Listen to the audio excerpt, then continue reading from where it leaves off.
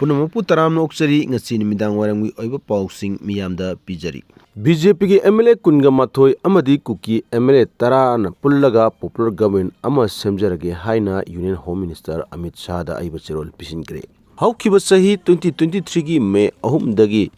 Kuki MLA tara amadi su janariba Kuki militant singa khutsam naraga Manipur gi makhoi gi oiba Kuki singi separate administration piu haiba demanda Satharakliba Kuki amsung maitai anigi lan maram oiraga mioi kaya gi punchi mang ki batana tara lantum kaya amata thoktuna lakli iksumie lising umpurum hen magi yumakai thadoktuna changjafam lauduna relief camp sing the lady charak asida BJP lusingba Leingak asida mapung phana mathau tawba ngamdabadagi haukiba February 13 lising ani kun manga da India gi president ayaba piduna president rule thamlaki Tha omlom faraba phawbada president rule asina lamdam asigi chakot thorang amadi peace environment si prokani haina thamlamba thajab singdo amata proktabana maram oiraga Union Home Minister Amit Shah da BJP gi MLA kunga mathoina popular government ama semlagi haibagi aiba cherol pisinkre cherol asida maroina yawriba miyoi singdi Wanjing Tentha gi MLA P Brojen Urifo Kendra gi MLA K S Ragumani Thang Kendra gi MLA T Robindro Dr Y Radhesyam Hianglam Jiribam gi MLA Asab Uddin Jamenglong Panmai Tamenglong Kendra gi MLA Hairo Kendra gi MLA T S Radhesyam Nisikanta Safam Kesamthong Kendra gi MLA Lamsang Kendra gi MLA S Rajen Wangoi Kendra gi MLA K S Loken T Jamuk Sa Karong Sheikh Nurul Hassan Ketrao SC gi MLA Amadi Mayangpan Kendra gi MLA Kongkham Robindro Yauri Chingjamai Kendra gi Hana gi Minister Y Khemchan Wangkhai Kendra gi T S Arun Kumar Laisio Kaising Joy Kisan Nauria Pakhang Lakpagi MLA SKB Mau Kendra gi MLA Laisi Dikho Ramoiba Orkhul Kendra gi Jingba Yauri BJP na lusingba Leingak asigi Chief Minister oiba nongthomam birena mahaki Chief Minister post asi thadokle haina governor da aiba cherol pisilaba matungda president rule chalaiduna laikribani adugi mathakta hojik Manipur Legislative Assembly gi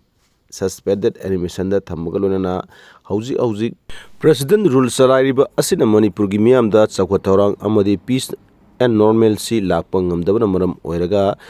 popular government ama semjarage haina MLA kunmathoi asina aiba cherol Union Home Minister da thajin khibani Union Home Minister da aiba cherol thajin ba asiga mari lenana Manipur gi apunwa saktam thugaina bhonabada achaubu thodang yakhiba MLA tarana mapung phaba support tawduna popular government asi semda ya pibiu haina cherol asida Russia yauna lebak pumana India da sagulakpadagi Pakistani lusing masing kok paiduna khanakre Palgham terror attack chatha khibagalona na attack asigi mayokta malem gi lebak pumana India da sagulakhraba matung Russia na amuk India gi damak lepkani harakpadagi Pakistani lusing masing kok paiduna khanakre hairi report asigi matung na Russia na India da sagatuna terrorist sing mayokta thenamina gani haina hek phongdorokpaga Pakistani Prime Minister Sarah Sahib na mahaki akhanaba ambassador Russia gi lusing masinga unanaba thakre Amromda India amadi Pakistan lebak anigi marakta lan tholokpa yabagi phibam lakpa asina maram oiraga China gi assistant foreign minister Hong Le amadi Russia gi vice foreign minister SB Warsininga Moscow da akanan ma mifam ama pangthoktona khanana ba aduda Western Asia Middle Asia amadi South Asia gi manung sana leibak singda terrorist singi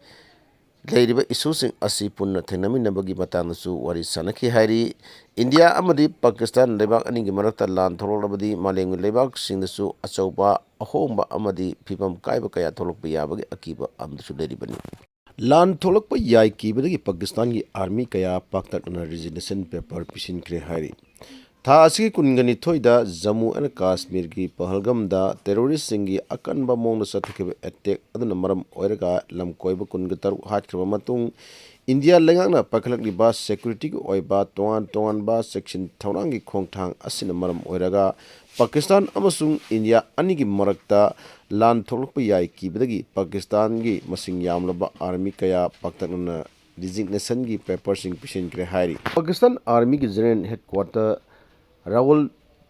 Pandit nathokpa notification oiba confidential advisory notice amagi matungina hojik India Leingakna security gi oiba major kaya lokhatpata natana India amsung Pakistan kai paringda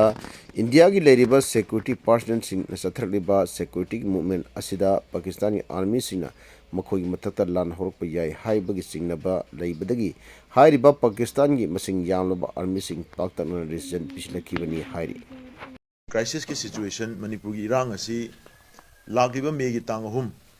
asida chahi ani chapchana mapung phaga dore chahi ani phajilak pagal wena na Manipur miyam na matam kaya gi mamang dagi khoirang khoisaung na ba madi tawum khangdana lakiba du waroi sinuma purakpa ngamna ba hona bagi saruk kama oina khoi chahi ni phajilak pa matam asida khoi Manipur miyam gi oiba apunba mifam ama phamduna haiba mifam asida lebag asigi oina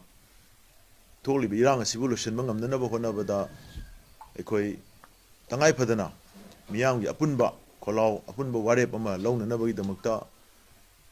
me gi tang ahum asida Imphal gi Khumal Lampak manungda ekhoi Manipur People's Convention on 2 years of Manipur crisis haiba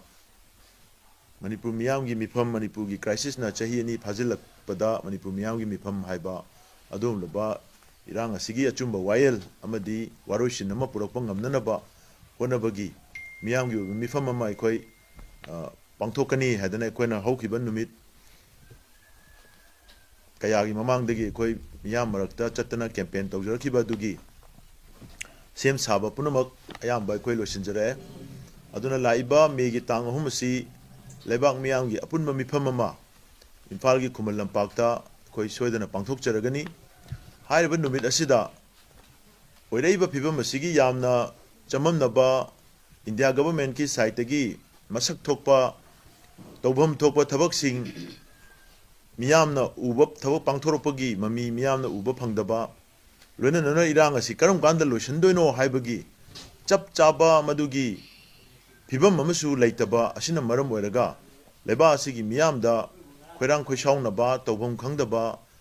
pendaba mayam ama leiriba si lagliba megi tang ahum sida kokomina sinjalangjaduna tongan ba kanglu phurup singi mihut sing wangang loi sing intellectual sing scholar sing eminent personality sing amadi luchingba singna loina na ekhoi displaced toroga masagi mama lebakta refugee amagumna chahi ani lelhal khraba IDP singi mihut sing yauna apunba wa tanaba wa khanaba adumlo mifam amai khoi pangthok jagadori hairiba numit asidadi tangai phadana Manipur gi miyamna numit asi khoi sinthal lepirakanda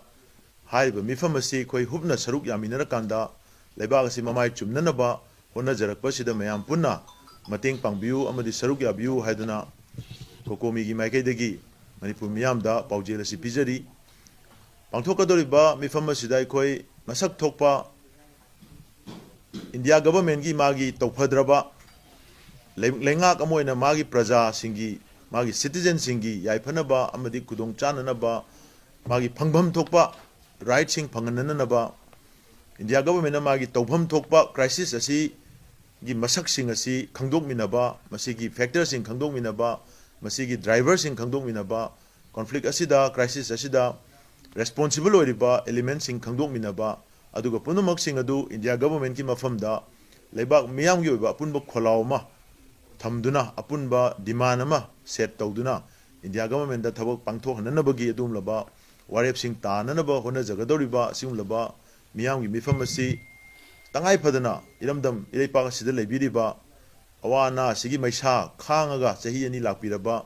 ekhoi mipum khudimangna mifam asi saruk yabiu haiduna kokomi gi maigedagi paujel kachari aduga tongan ba kanglu phuruki jininaw singsu irang asi loisananaba honabada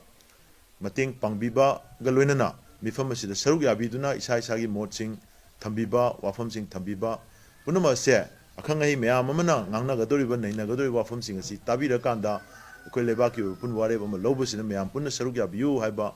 ꯄꯥꯎꯖꯦꯜ ꯑꯁꯤ ꯊꯝꯖꯔꯤ